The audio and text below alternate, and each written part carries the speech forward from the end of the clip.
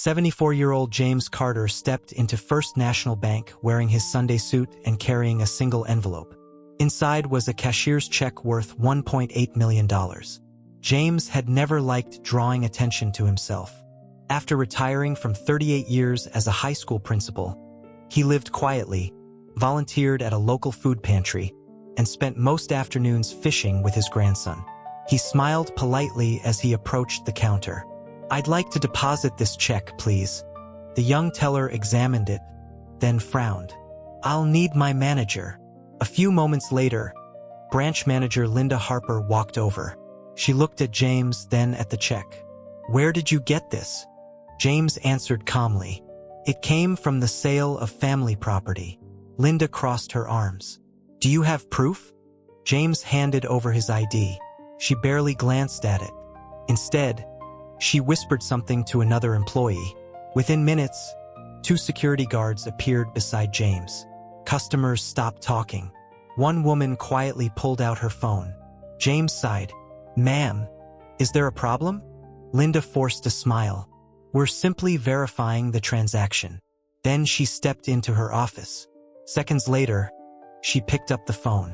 "Yes," she whispered. "I need police officers at my branch." She looked through the glass at James. "I believe we're dealing with fraud." James had no idea that someone else had just walked through the front doors. Someone who recognized him immediately. Before the police arrived, the front door opened again. A middle-aged man in a navy suit stepped inside carrying a briefcase. Employees immediately straightened up. "Good morning, Mr. Whitmore."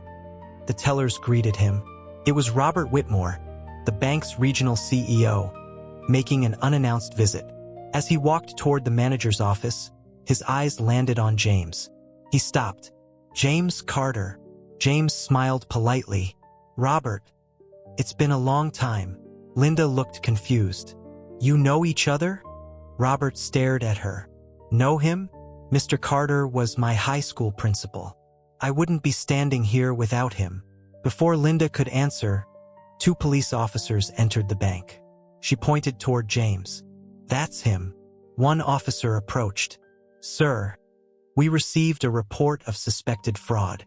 Robert stepped between them. "There has been a mistake." Linda interrupted. "The check is suspicious." Robert calmly took the envelope, examined the document, then looked directly at her. "This check was issued by Hamilton Development." He paused. "Our bank handled the transaction ourselves yesterday."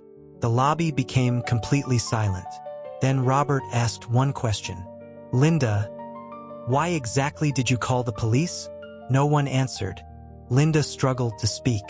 I was simply following procedure." Robert looked at the officers. "Has Mr. Carter threatened anyone?" "No." "Refused identification?" "No." "Attempted to leave?" "No." Robert slowly turned back toward Linda. "So the only reason you suspected fraud was him?" No one in the lobby said a word. Several customers lowered their heads. One woman continued recording everything. Within hours, the video spread across social media. The headline read, "Bank calls police on retired black principal carrying a legitimate $1.8 million check." Former students flooded the internet with stories about James.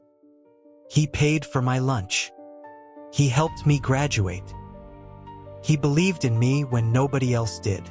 Then another surprise surfaced. Security footage showed Linda telling an employee, before even examining the check, "Watch him closely." The bank immediately placed her on administrative leave. That evening, Robert personally visited James's home. "I owe you an apology," he said. James smiled gently. "You don't owe me one." Robert lowered his eyes. "But my bank does."